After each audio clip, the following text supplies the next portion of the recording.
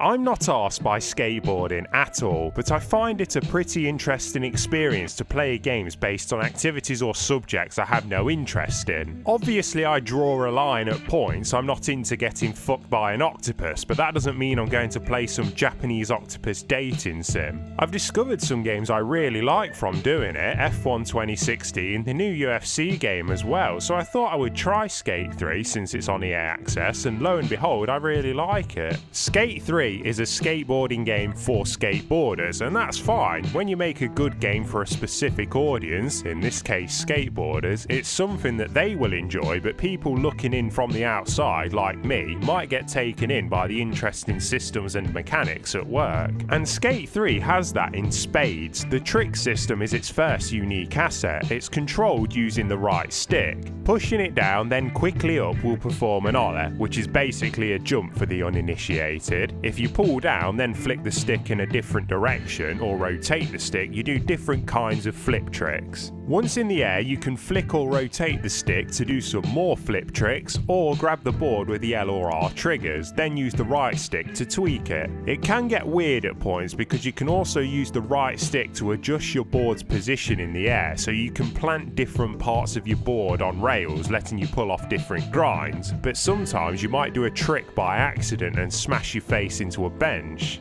And if you're rotating in the air as well, it can be hard to see where your board is positioned for the landing, but I'm pretty sure it's hard in the real thing as well. And that's the basics really. There's loads more depth to it, like plants, manuals, pumping in half pipes to keep your speed up, hippie jumps, and loads of other moves for your repertoire. Whilst the trick system along with the game's lean towards realism might sound intimidating, it's not really. Skate has loads of activities that don't rely on it, like racing and Hall of Meat. Racing has a really good sense of speed as you do some pretty death-defying downhill racing with massive jumps and bone-crunching crashes. Hall of Meat are challenges that rely on your ability to fuck yourself up.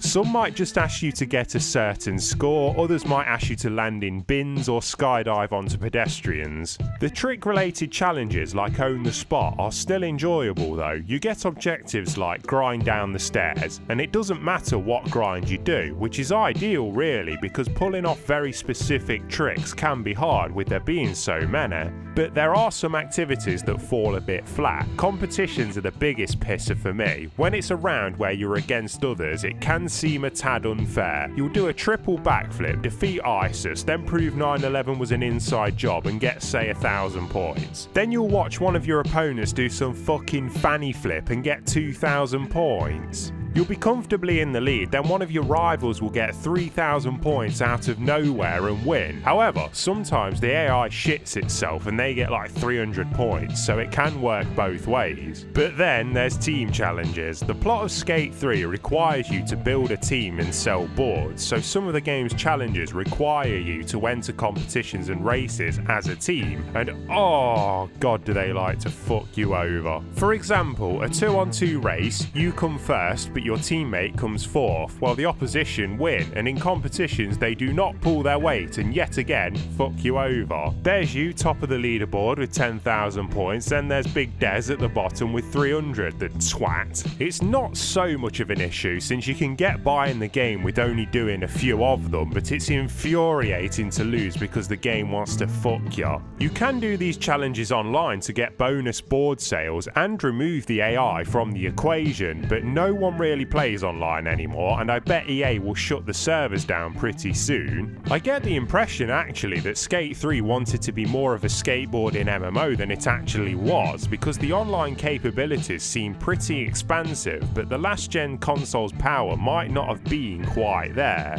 But Skate 4, if it happens, might be able to live that dream. Besides the previously mentioned problems, I think Skate 3 is great. Even exploring the open world and having a faff about on a ramp for half an hour is fun. Then getting off your board and moving a dumpster in front of it so the AI crash into it makes it even better. I do think we need more games like Skate 3. Like I said at the start, interesting things come out of games being made for a specific audience rather than the RPGs or shooter RPGs that flood the marketplace now.